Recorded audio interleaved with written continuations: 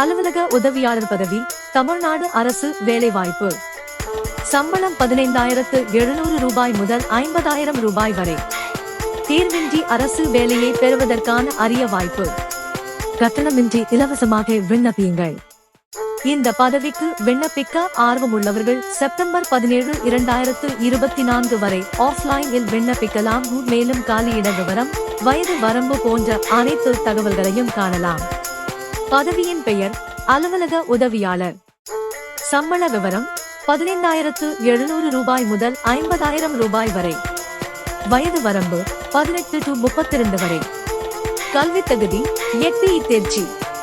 தேர்வு முறை short listing interview.